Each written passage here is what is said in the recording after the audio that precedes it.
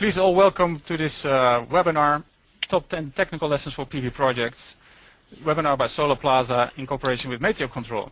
We have a speaker today, Robert Vatjesser. He's the Managing Director of Meteocontrol, and myself, I'm Edwin Coates. I'm from Solar Plaza.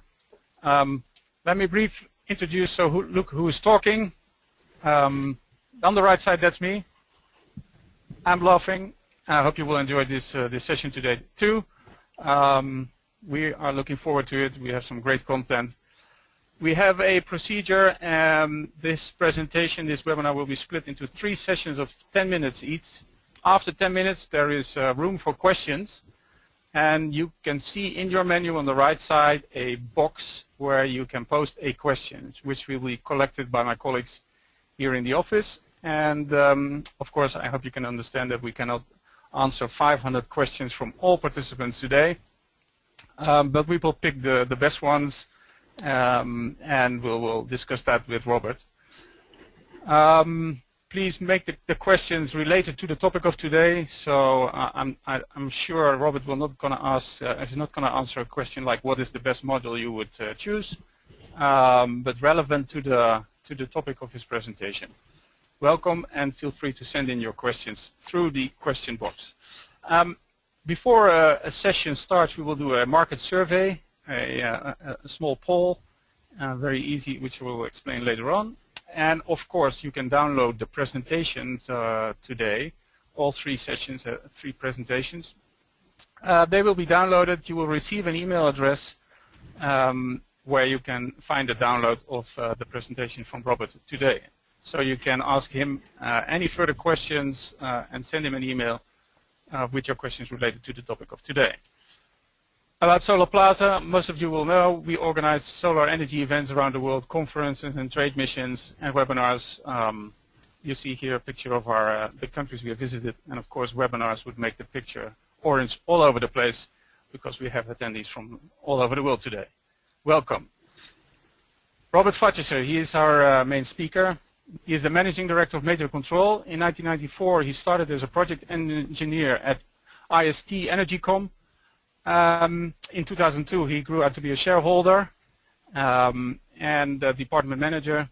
And in a natural promotion, he became Managing Director in 2010.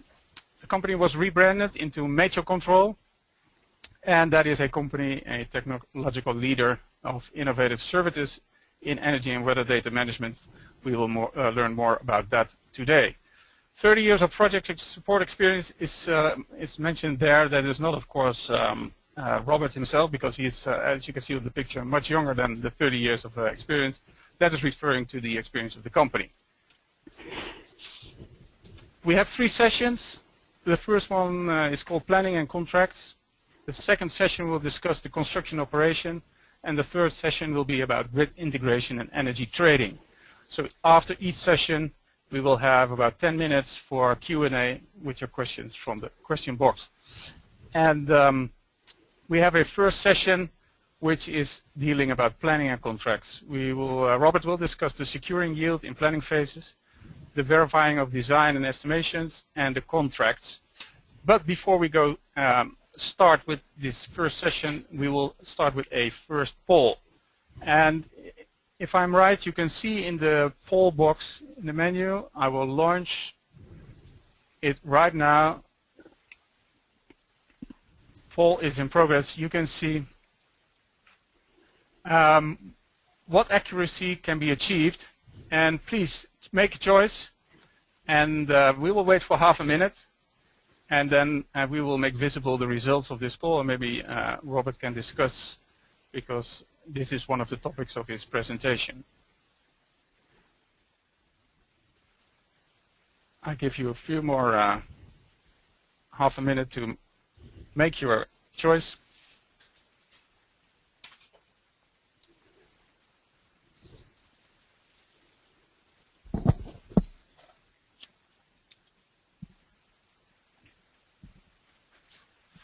Okay. Let's see if we have almost everybody now made their choice. Okay, now I share. And now you can see the results. So majority is 65, 56% believes that it's a plus or minus 5%. Let's see if that is a surprising result. I will introduce to you Robert as a speaker, and let me see where he is.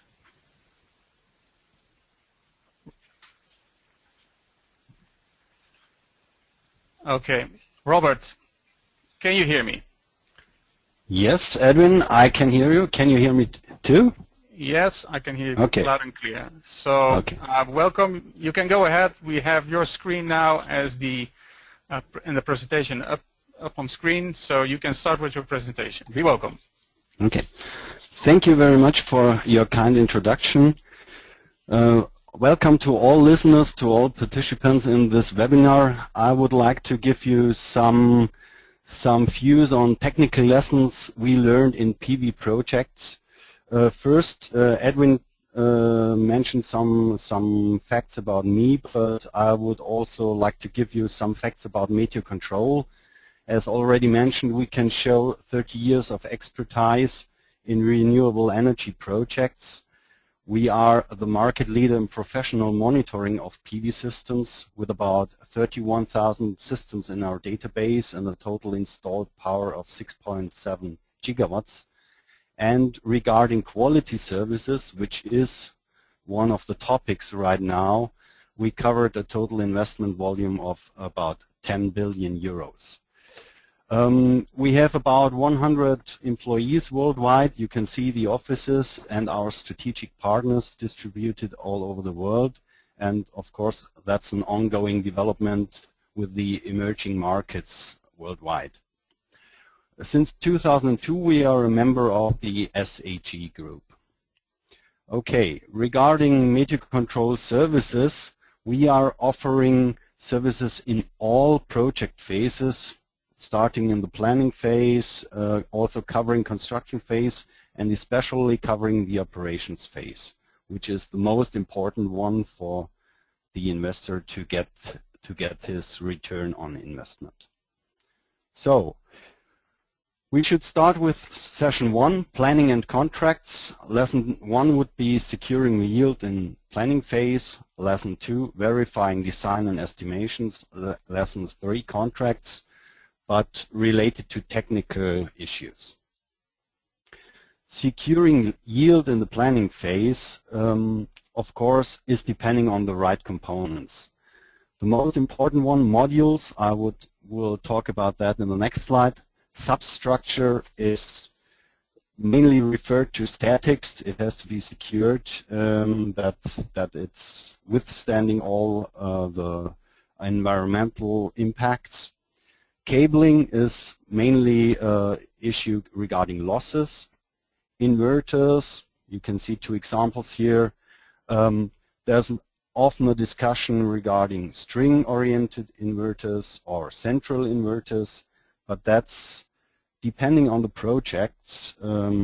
Central inverters still show little advantages in efficiencies, but string inverters may be a good choice in regard of long-term operation and maintenance. You see, for a central inverter, you need a backup of the manufacturer. In most cases, string inverters can be repaired or exchanged by local electricians, and this may be an advantage regarding long-term operations.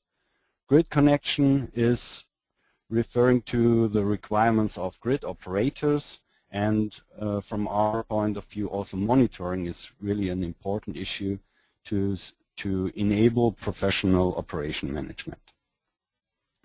Coming back to the most important component, the module, I think one common issue is I've got an IEC certificate, so my module is high quality, is showing high quality. But that is not true. You have to remember that IEC is just a sample test.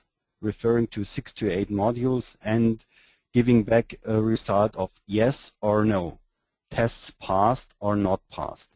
It's not giving you a real reliable evaluation of the product quality, covering megawatts of modules which may be used or installed in your project. So to secure multi-megawatt projects, there's really an evaluation of product and process required. This can be done by an on-site appointment in the production site, also called factory inspection, with a really focus on quality assurance to give a really secure basis when purchasing megawatts, which means thousands or 10,000s or 100,000s of modules from a certain manufacturer. Planning phase is not only components but also design. I just added some bad examples here regarding shadowing. On the upper left you can see a rooftop system showing shading in the morning, and this shading has to be considered when designing the system. Either when stringing the modules or either keeping this space free of modules. That's a decision of the construction office, but of the planning office, but it has to be considered. Otherwise, you will receive curves, you will receive values like the daily diagram shown in the middle. There you can see strings and inverters starting 1, 2, 3 hours later than the first strings. So you are really losing energy here, and it's really a question mark if this is the most effective way to design a system. The second example is it has to be considered that there are trees in front of the modules, so it may not make sense to put the modules in there, or at least you have to consider it when designing a system. Regarding design and estimations, a lot of project developers present very optimistic calculations, very optimistic estimations. So one of our jobs as acting as a technical advisor to investors and banks is to verify these estimations, to provide yield reports, reliable third-party yield reports, minimizing financial risks. So there's a precise simulation of the system needed, there's an evaluation of irradiation data available needed. One important point is validation of real operational data, and of course you should have some experience in comparable projects when providing such a simulation. It's a very essential information for investors because it's the basis for further financial calculations. The most important thing is the yield report has to be accepted by the banks, by the financing banks, and yeah, that's the goal to achieve, to get accepted and to get a real precise simulation. Coming back to the poll question at the beginning, referring to our evaluations of our yield reports and real operational data, we can give a statement that an accuracy of ±2% is achievable. So I noted the percentages. ±10 was 23%, 5 was 56, 2 only 21, 0.5 0%. So that's true. Nobody can simulate a system with an accuracy of 0.5%. That's not possible. There are too much uncertainties. Sometimes we get calls, oh, my system is really performing 10% more than you calculated in your yield report. But I really have to state that's not possible.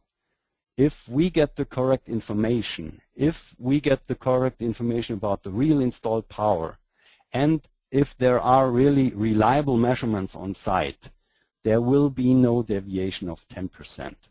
In most cases, they just didn't consider that irradiation is not stable year by year.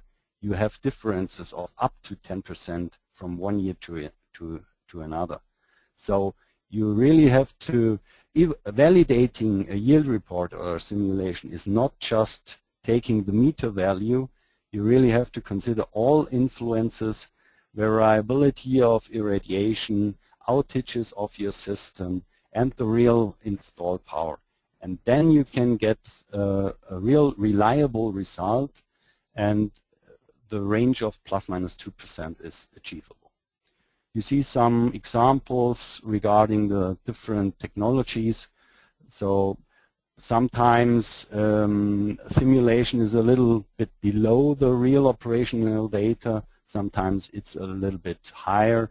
But in total, we can state it's possible to provide real accurate simulations, real accurate numbers for further calculations.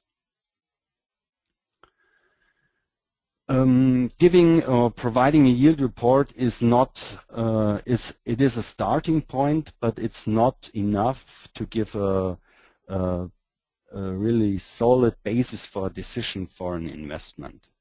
You need to evaluate the complete project, the location, components, design, partners, track records, and we call this a technical due diligence.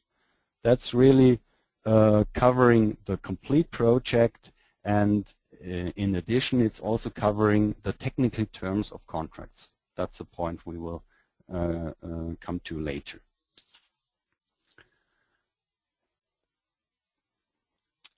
Regarding contracts, there are two deciding contracts. That's the EPC, the engineering, procurement and construction contract, and the O&M, operations and maintenance contract.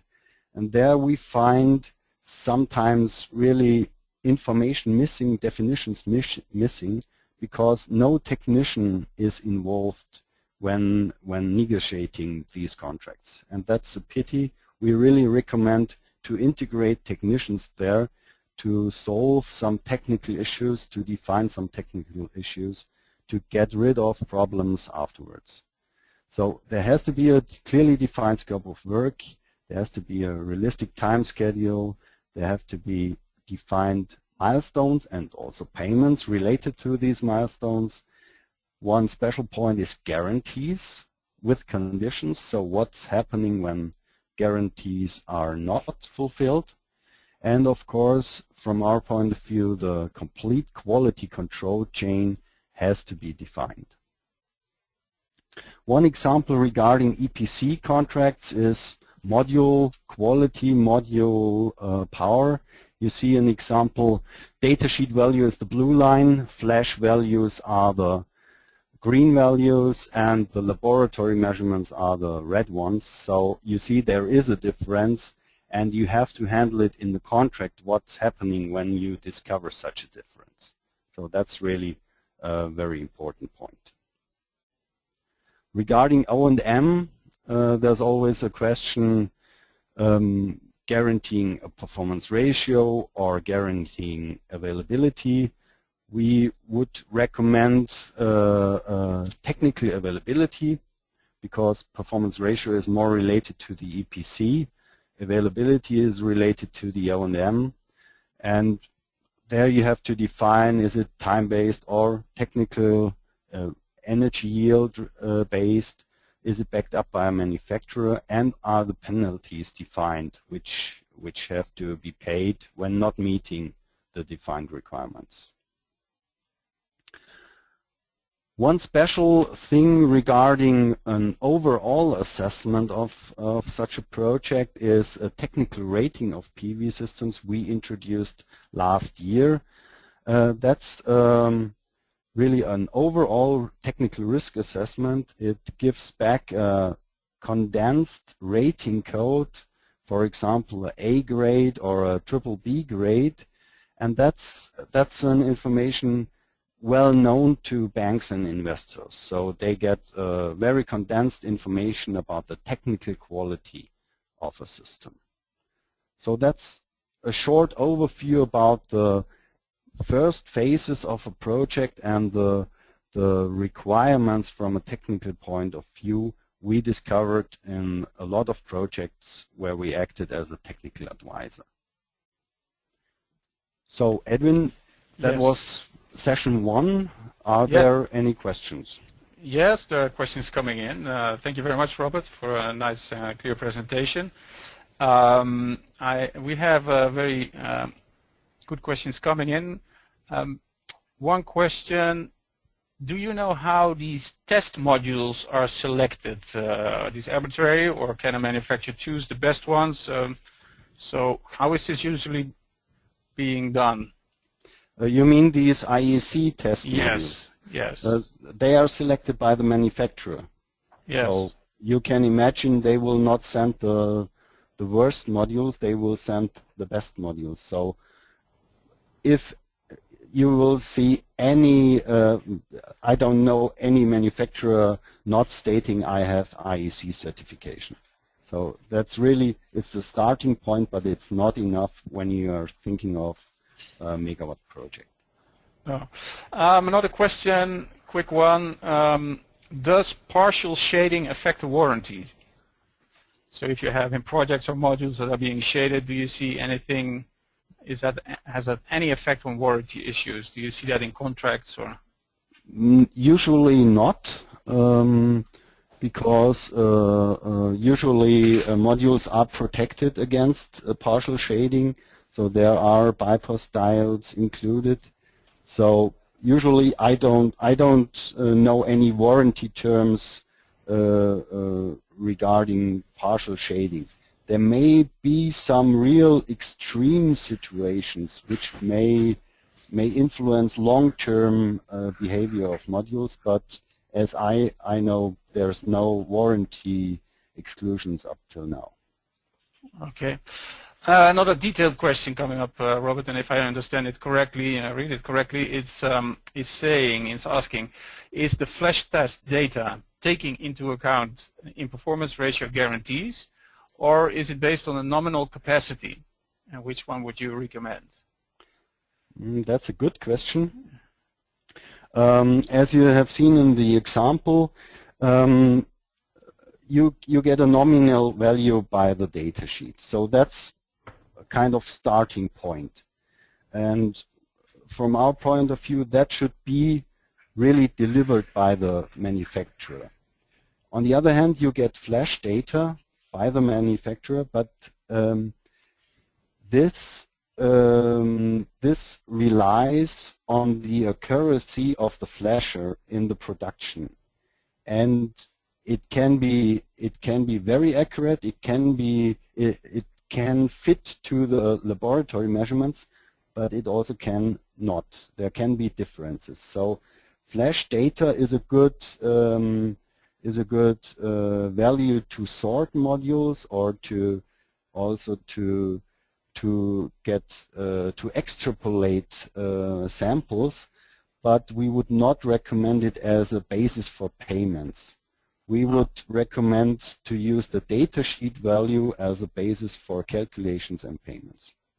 Okay, thank you. I see also questions coming in that will relate to the topics you're going to discuss in the next sessions. Does modules get affected because of rainfall involving ice cubes?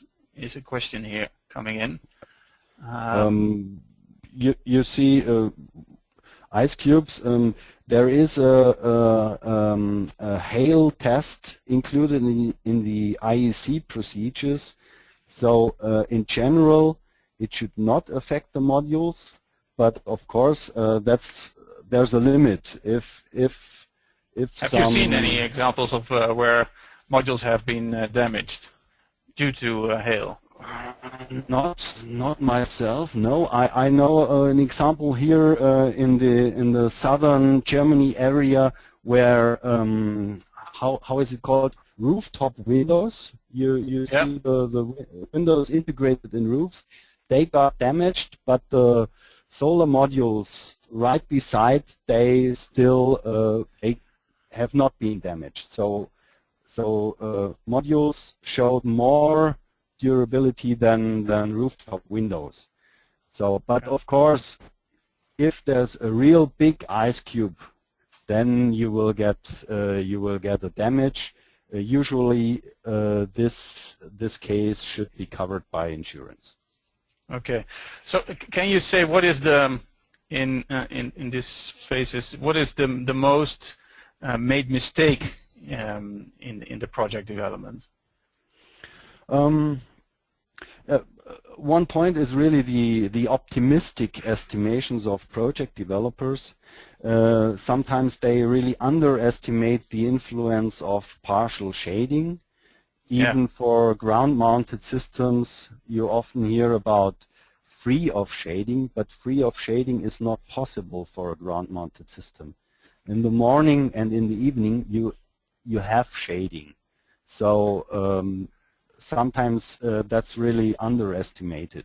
And one really important point is verifying the real installed module power. You cannot rely on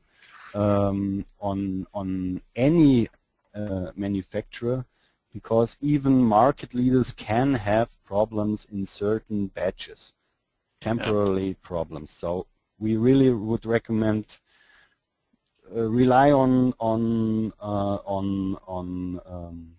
experienced consultants regarding the calculations, and secure that you get the power you're paying for.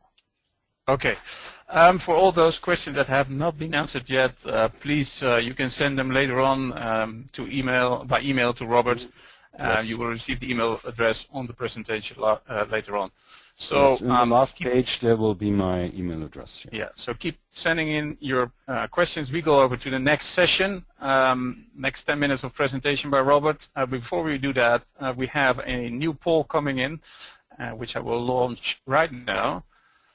And if I'm right, you can see right now question number 2, what is the average performance ratio of PV systems without professional operations and maintenance? So without professional operation and maintenance, what do you think will be the average performance ratio of PV systems?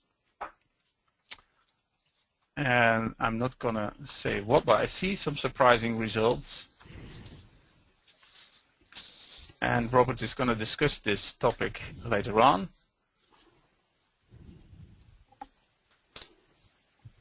Waiting for some few seconds more.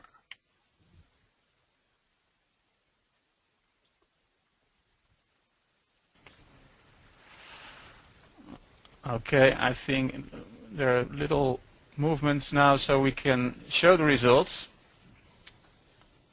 Okay, Robert, so I don't know if this is a surprise to you. I have a little problem because I don't see the results. You don't see the results. Okay, well, the what I can see is that the question, what is the average performance ratio of PV systems without the professional maintenance and operations you are offering, for example, that 70 to 80% people believe is, 44% of the audience believes that 70 to 80% is the average performance ratio. Mm-hmm. So, okay. So there is little trust that without this operation and maintenance services you are offering, you get a good performance ratio. That is a good start for your yes. next session. That's a good point and a good starting point, and it shows that people are really realistic regarding this issue. Go ahead, Robert. Okay, session number 2. Regarding construction and operation phase. So we would recommend independent construction supervision. We would recommend a technical acceptance. We would recommend detailed measurements, and of course we would recommend a professional operation management. Starting with independent construction supervision, that's a kind of technical support, technical advice for the investor, to be on site on behalf of the investor, to be direct technical interface between investor and EPC, and to provide quality control during construction. So you see, when thinking of a multi-megawatt project, 5, 10, 20, 40, 100 megawatts, you will face some problems in the construction process. There will be some changes. There will be some points of discussion. And it really helps both investor and EPC contractor if there's an independent third party acting as an advisor to solve these issues, to give a recommendation about how to go on. So, and of course, sometimes you can discover defects or errors in the construction process, not when it's finished. One example would be cabling. You can see the cabling when it's put in the ground. You will not see it when it's closed again. So we really would recommend to do an independent construction supervision. This ends in a technical acceptance.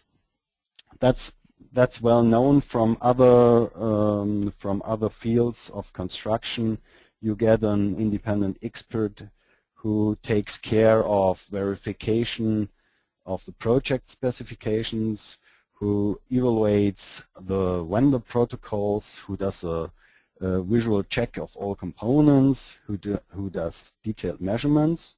That's the next point, and who gives you a list of defects, a list of open issues, a punch list, so that you as an investor and also as a project developer get back an overview and evaluation of open points which can be followed, which can be tracked, and in the end you get a real smooth start of operation of your project.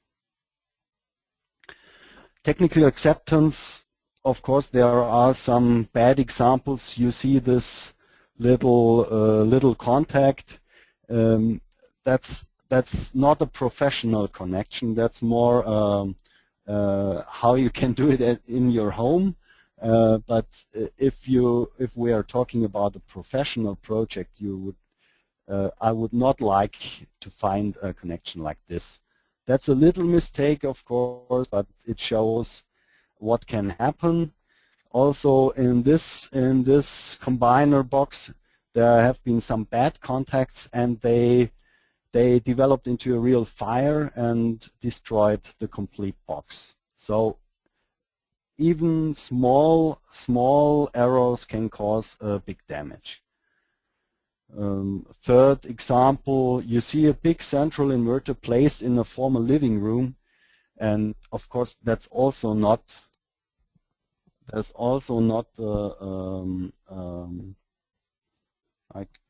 can you still hear me? Yes, Robert, I can still hear you. Yeah, because I get a sign from my colleague that she can't hear me anymore.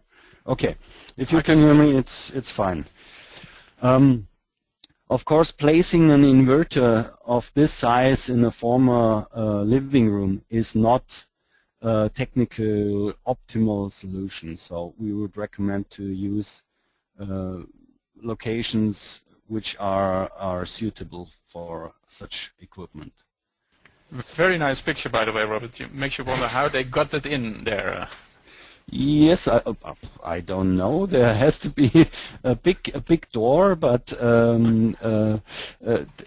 they have been in a hurry to finish the project. You can imagine, so they didn't have the time to prepare the room. Is this in Germany, or is this in northern Germany? Yes. Thank you. You see, with the feed-in tariff limits, there are a lot of projects who are in a hurry, and of course quality is not the most important issue at that point. But afterwards there are discussions. One example regarding detailed measurements, of course, STC power verification is one very important point. I already mentioned it. The recommended procedure would be selecting a small sample to be measured in a laboratory, to do a bigger sample in the field, and referencing the on-site values to the laboratory measures. And again, there you can use the flash values to extrapolate the complete batch of modules.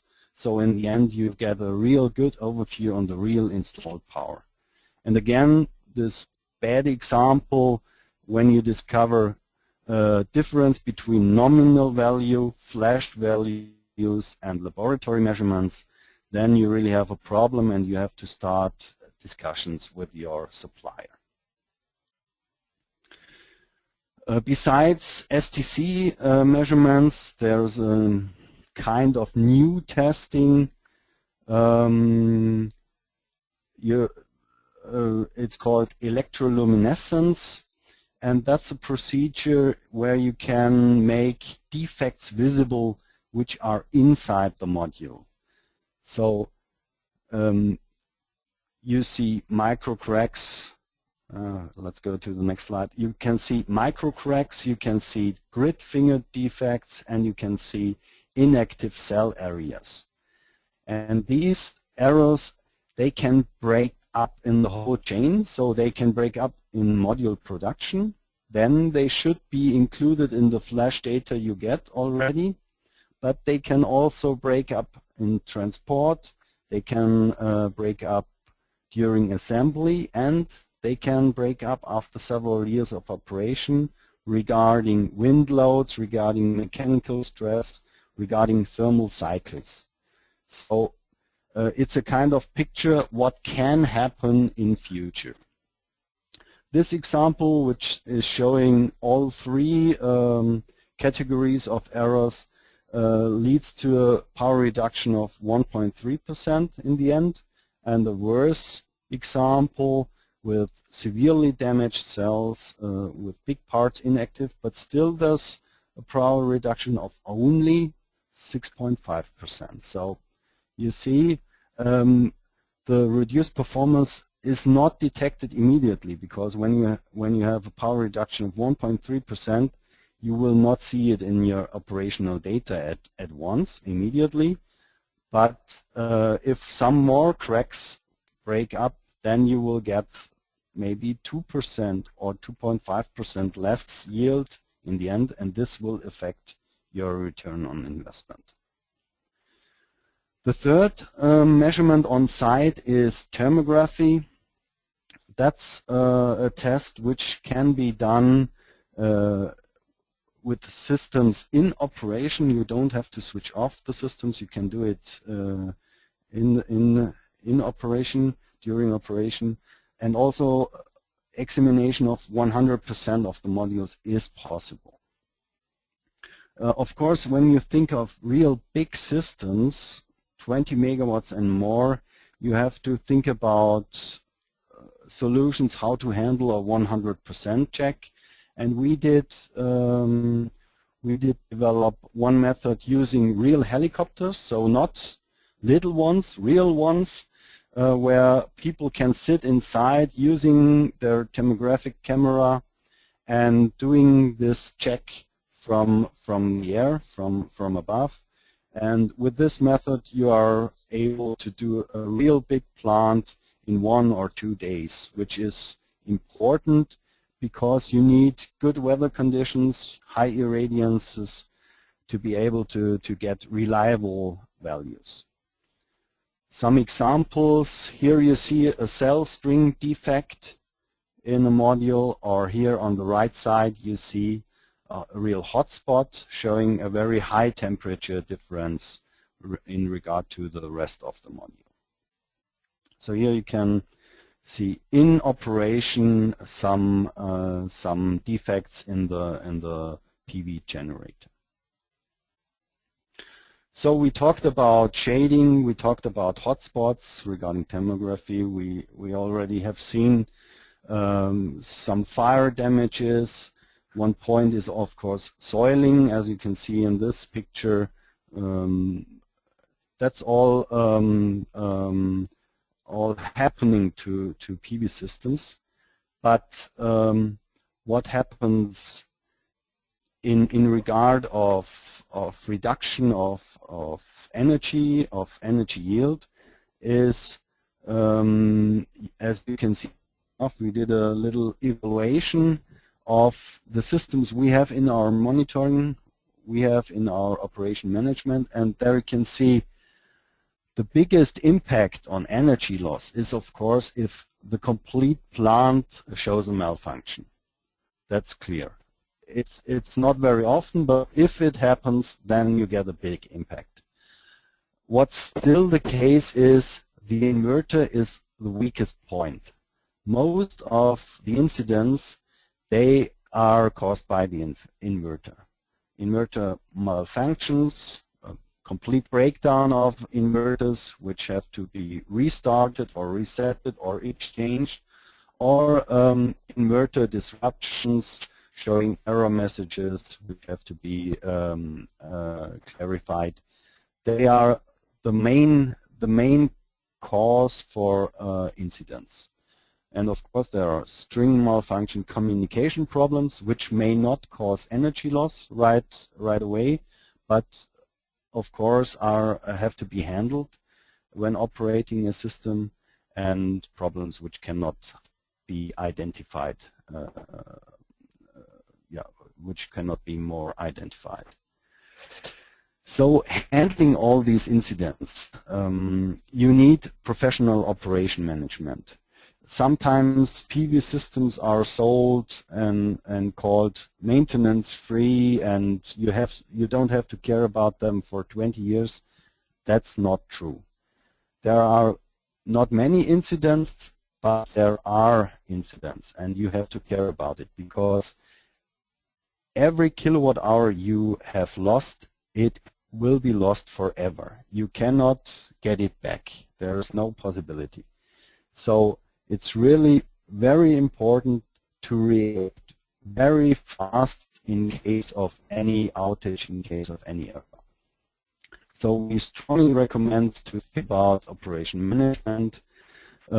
Regarding the investor, there should be monthly reports showing the performance of the system, showing the outages, showing the errors. Of course, maintenance and repairs have to be organized and documented, so that you, in the end, get a kind of lifetime history of your system, to be able also to evaluate errors 2 or 3 or 5 years ago. And of course, it makes sense to schedule on-site visits, especially when some local service partner is doing the O&M on-site. Of course, O&M causes costs, but it also delivers you more yield. That may refer to the poll question. You see, we did an evaluation of systems without professional monitoring, just delivering yields at the end of the year. There we found a mean PR of about 76.9%, and we did the same with PV systems with professional O&M, and there we discovered a PR of 81.3%. So you see about 4% difference in average, and that was not only discovered by us. The Fraunhofer Institute in Freiburg, they did pretty much the same evaluation, coming to nearly the same result, with 3.6% difference between systems without professional O&M and systems with professional O&M.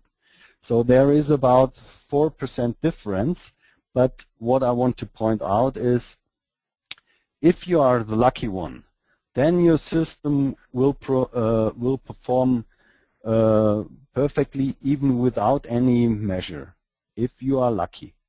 But if you are not, then you can get a system performing in the really low range, and you will not know about it. So that's really the goal, to avoid systems performing in the area below 70%, because there is a problem. And that's coming back to the poll question. Of course, PR is depending a little bit on location, temperature, and things like that. But you see, regarding European projects, good performing European projects reach PRs above 80%. Maybe in southern Spain they are close to 80% caused by temperature, but good operating systems with professional O&M reach PRs above 80%. Without professional O&M, I would expect PRs below 80%, at least in average.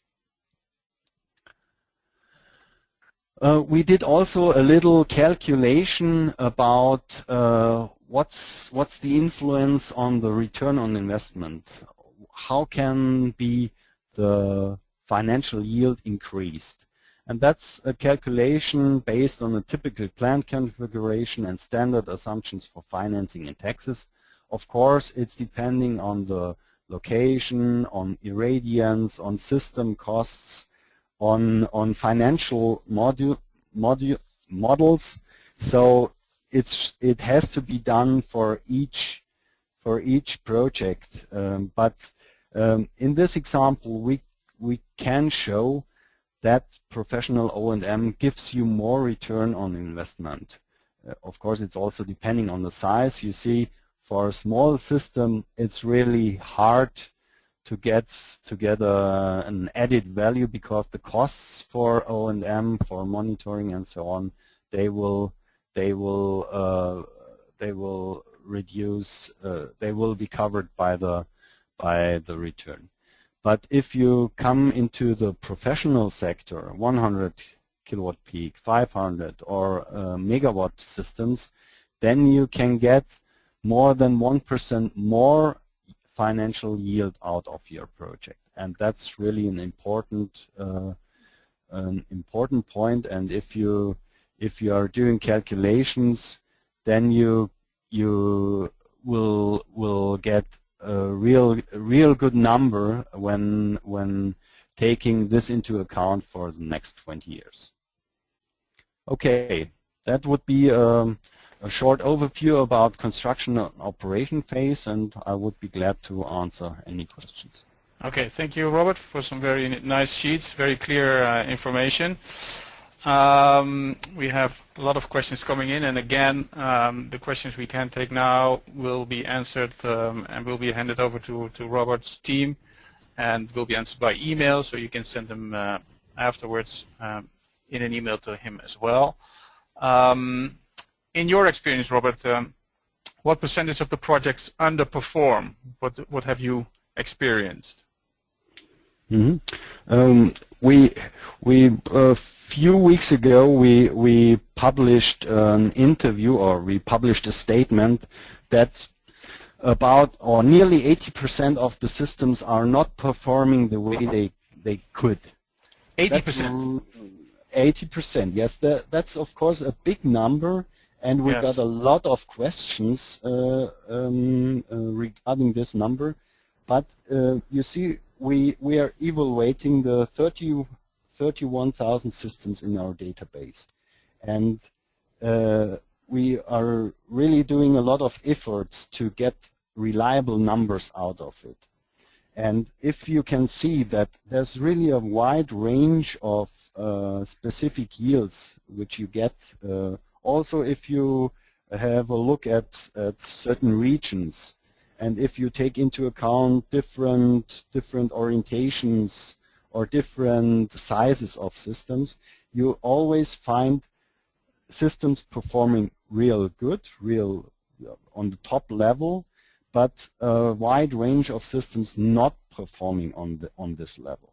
And from our point of view, there's no reason, there's no explanation that there's such a wide range. when there's no problem with these systems. So from our point of view, really a lot of systems could be improved. Okay, so several questions coming in. Of course, some are referring. Sure, you're going to speak about the very good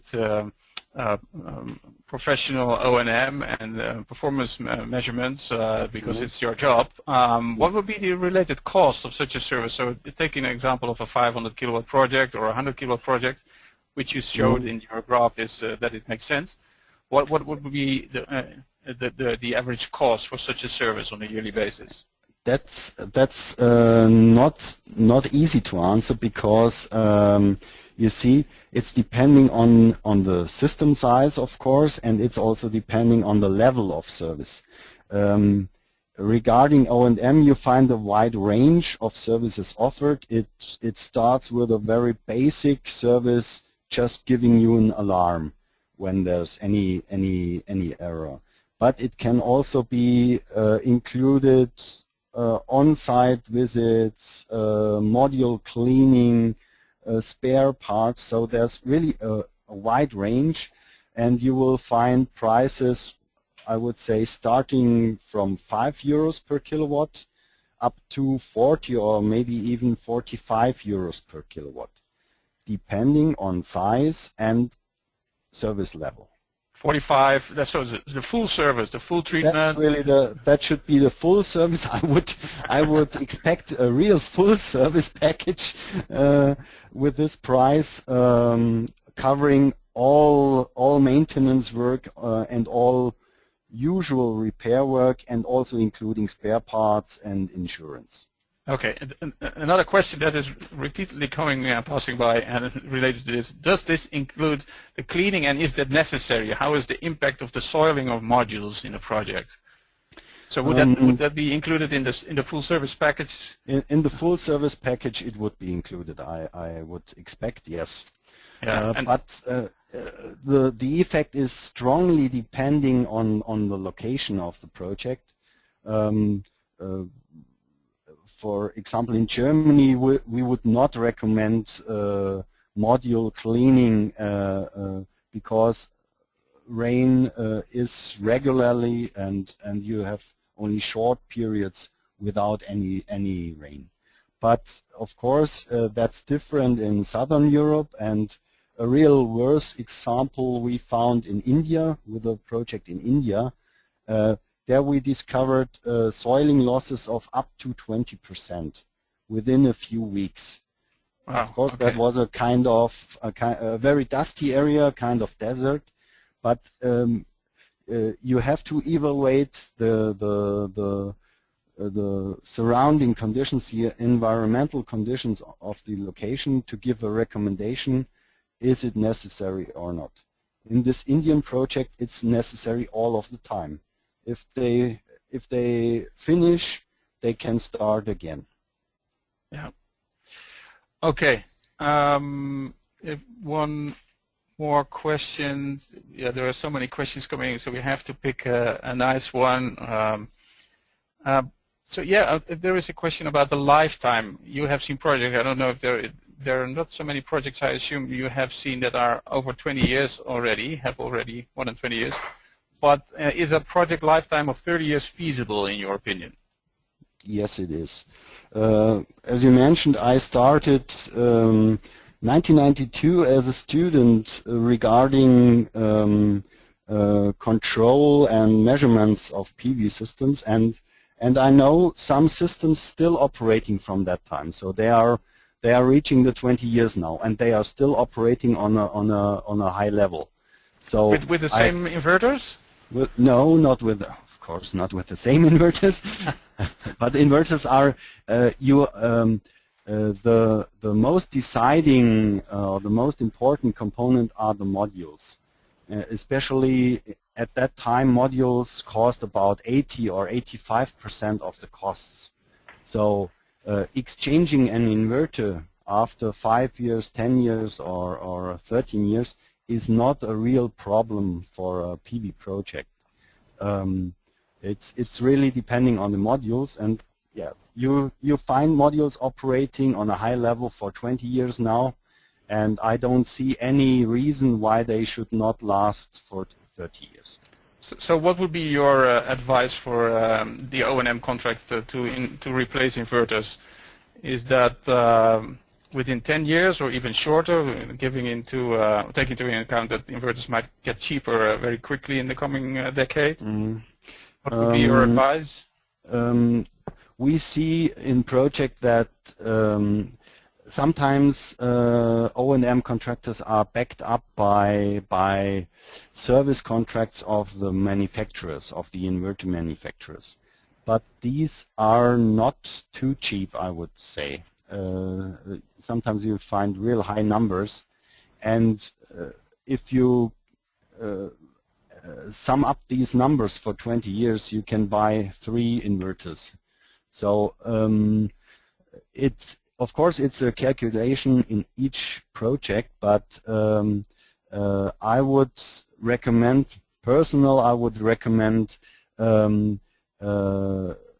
doing a kind of reserve. How is it called in English?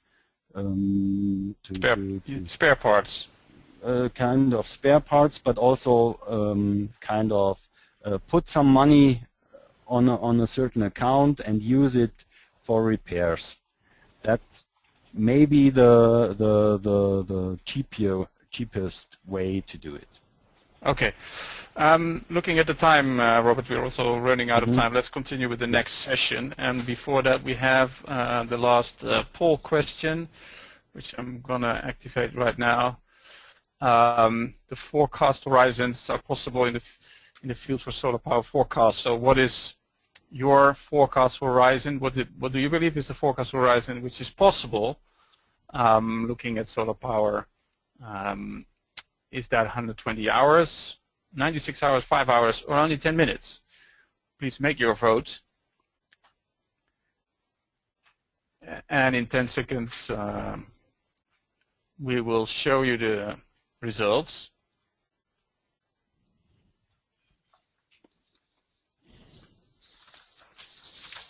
In the meantime, for those who tuned in later on, sheets will be made available after the webinar. You receive an email so you can download the presentations, and you can send in questions then to Robert. His email address will be mentioned.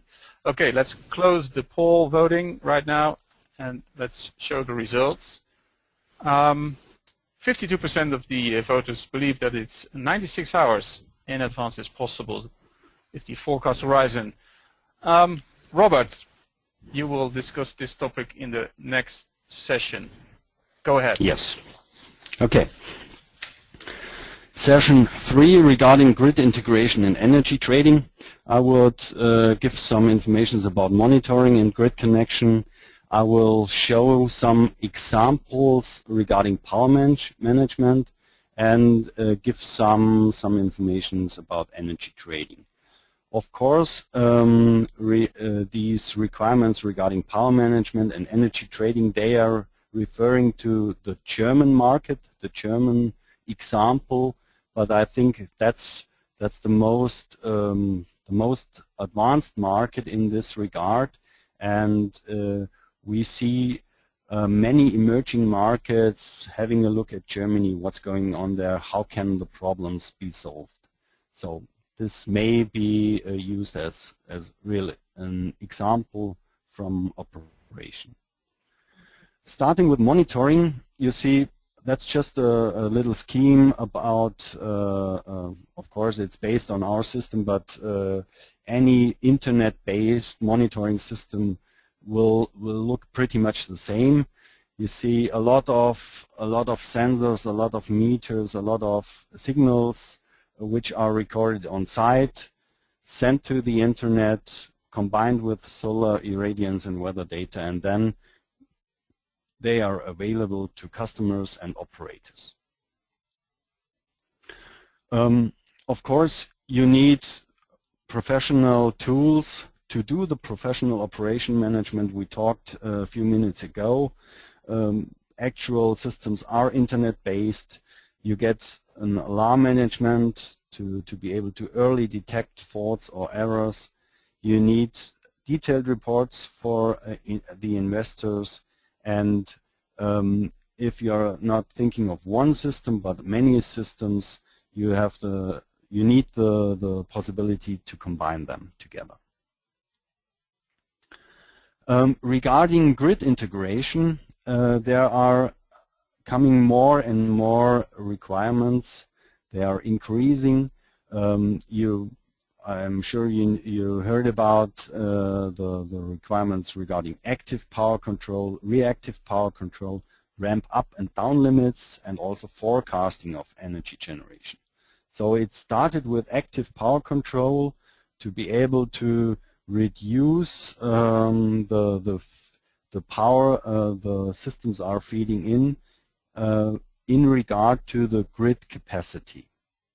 So if there's a lot of sun, a lot of wind in the grid in Germany, systems are reduced to stabilize the grid.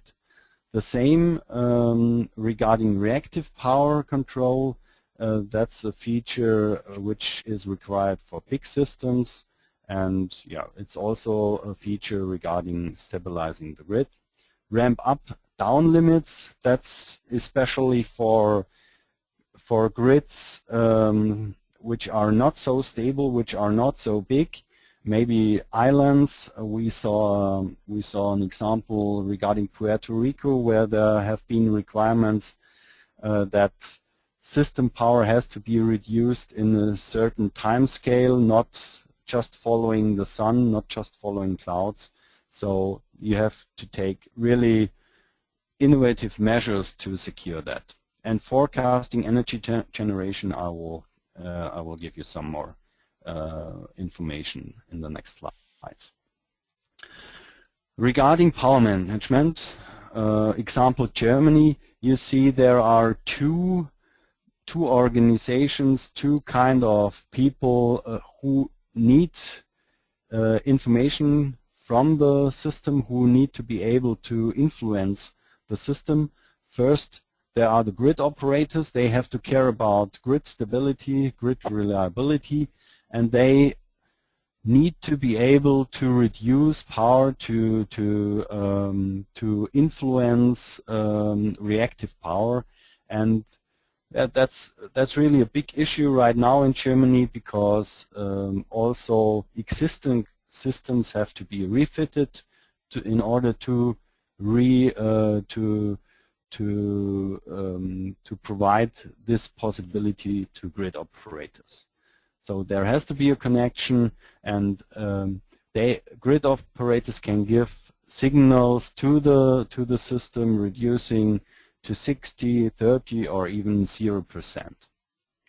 The next part, or the next participant, are the traders, the energy traders. They are combining portfolios of many systems, and they are trading with the energy. And they have to be able also to control their systems, to evaluate their systems, to do a very exact trading, to provide exact the energy they are selling. So you see there are two kinds of participants who need to have access to the system, besides the operator and besides the investor. Just one example regarding E.ON. E.ON is one of the big transmission grid operators, and they have their certain requirements regarding this grid connection, regarding this grid, power management. You see there's the connection on the grid operator level. There you have the units who are working with the signals. We're communicating with the grid operator devices, and then you have the way into the PV systems to the inverters to be able to reduce power, to change the reactive power value in regard to the requirements of the grid operator. How does this look like? There you can see also referred to the example of E.ON on the left side, the Meteocontrol solution with the data loggers, the power control unit, the measurement devices, and on the right side you see the interfaces of the grid operator. So in the scheme it's just one box, but in reality you see there's a lot of devices needed to fulfill all the requirements. How does this work in the market? You have a lot of energy generation distributed all over the country, all over Europe, and this energy has to be handled.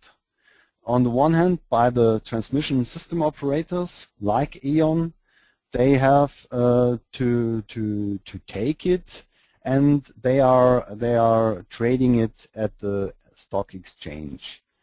On the other hand, there are also direct traders, direct sales, traders who put together a portfolio of energy generation systems, and they are also trading it at the stock exchange, or OTC means over the counter, which means a direct selling to a certain customer.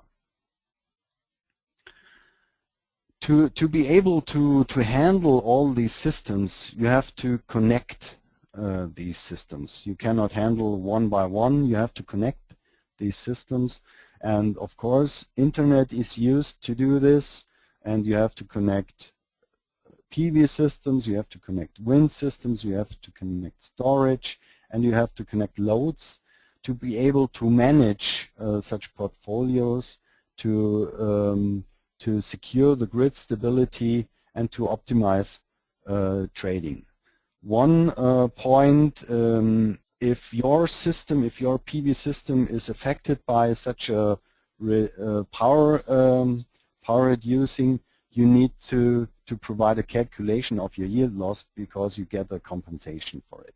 And of course, the system has to provide this.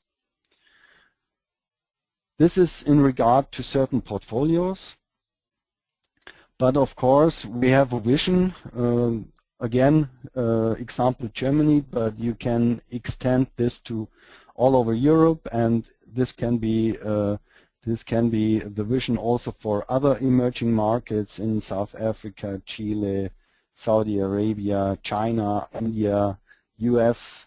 I think you all know or heard about these markets emerging. It's not limited to a certain portfolio of systems. It's possible to integrate thousands of systems to manage them from one central point, to be able to provide a reliable, stable grid and energy source, also based on renewable energy sources. But of course, all components, sun, wind, biomass, storage, and loads have to be combined. Regarding your renewable energy, especially PV, there's a need to forecast the generation, because traders and also grid operators, they need to know exactly, or at least as accurate as possible, how much solar power will be generated tomorrow or in the next hours. So we are providing day ahead forecasts, but also intraday forecasts to the 4 big transmission grid operators in Germany: E.ON, WRE, Vattenfall, and also NBV. And they get a forecast up to 96 hours. So that's the answer to the poll question, and more than half of the participants got it right. That's possible, but of course it has to be updated. Accuracy is increased with lower lower periods. So with the intraday market, it's up to 5 hours. It's updated every hour, and you can get a 15-minute resolution. So the customer, the grid operator, or the direct trader, the direct sales, they get forecasts in 15-minute resolution the day ahead and updated also intraday.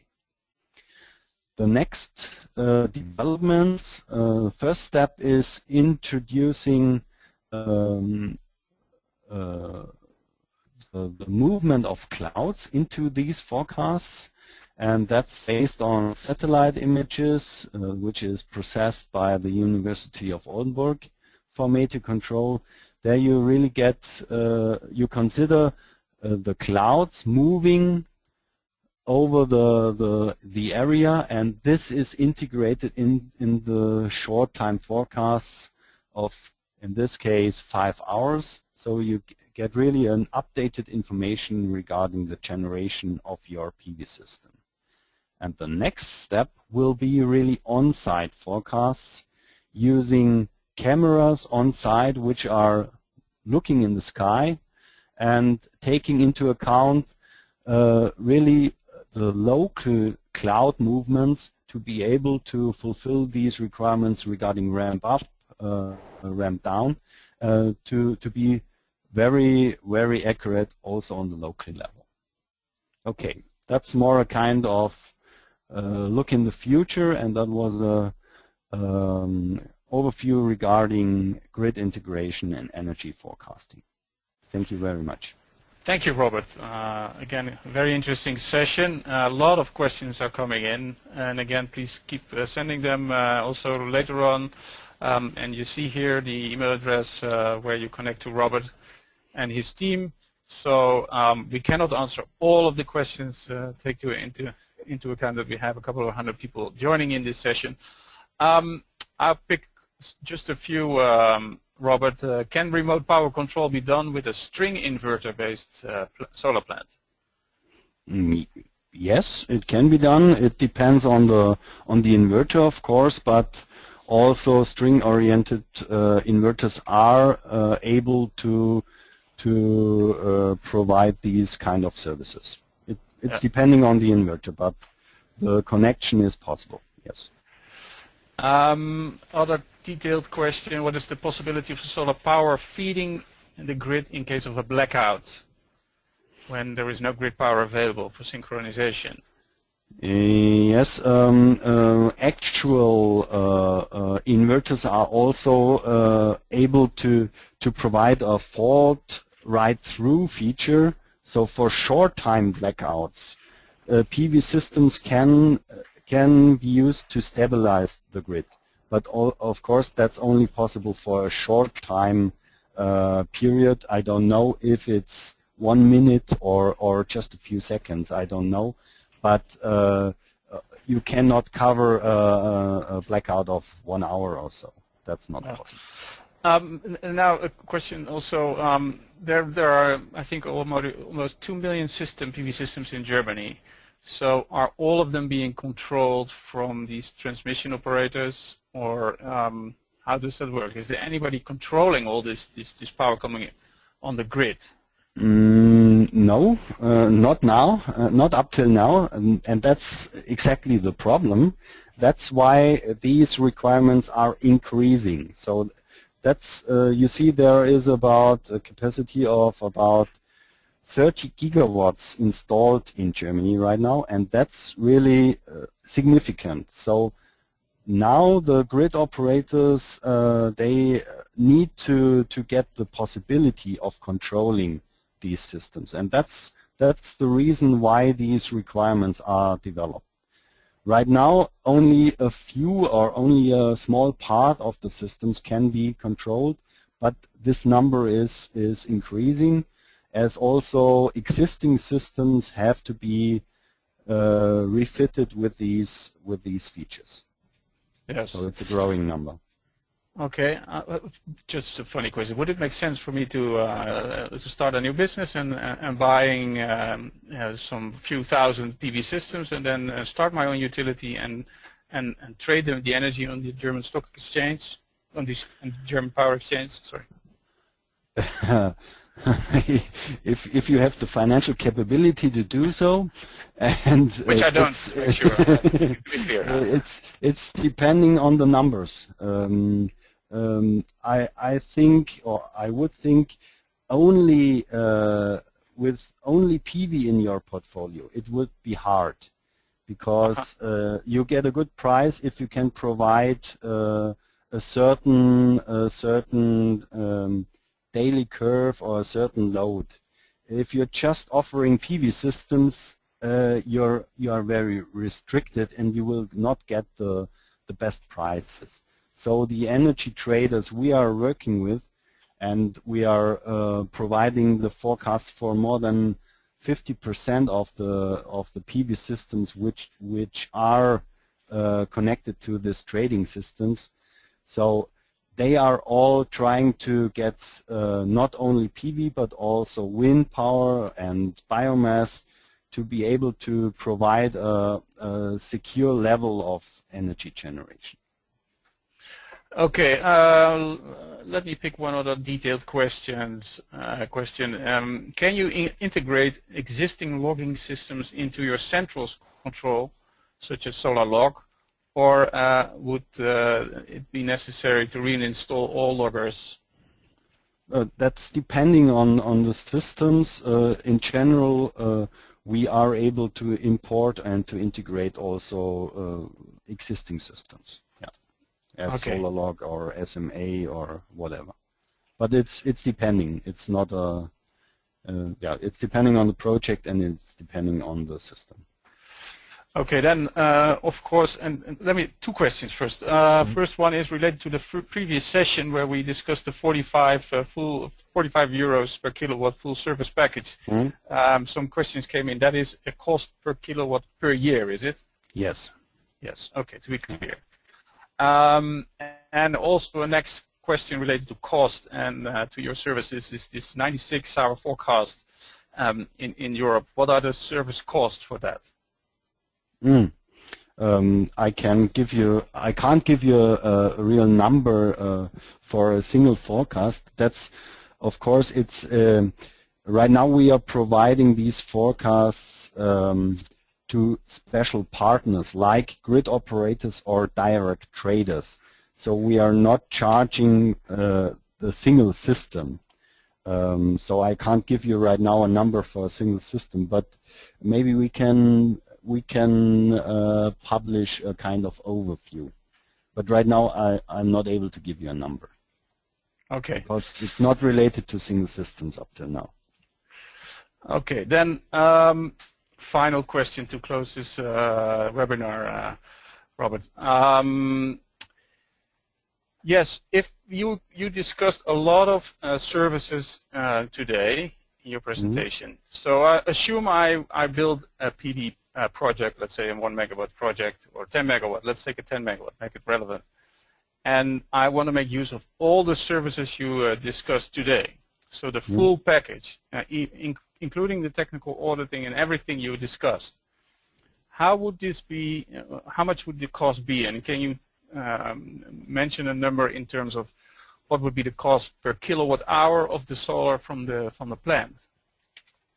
Not related to the kilowatt hour, but I can give you some numbers regarding the different services. Starting with a yield report in the range of 10 megawatts, that would be in the range of 5,000 euros, I guess. Regarding construction supervision or technical due diligence would be in the range between 10 and 20,000. Construction supervision and technical acceptance, again, between 10 and 20, depending on the on-site visits. So regarding planning and construction phase, you end up with between 30 and 50,000 euros, and then it's depending on the service level regarding operation management.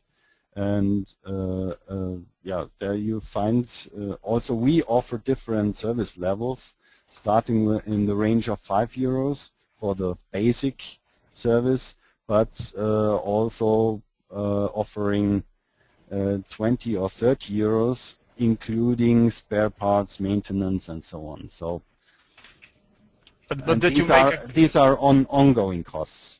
Yeah.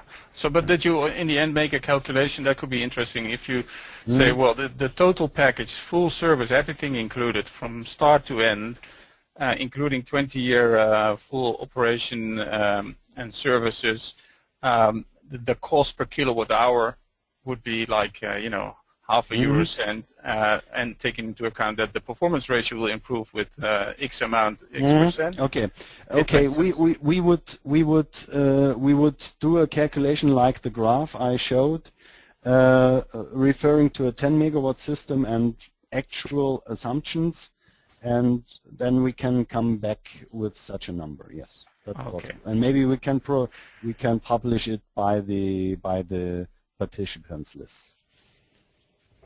Okay, so let's close the session, and let me see if we have the closing sheet on screen. We can make it visible.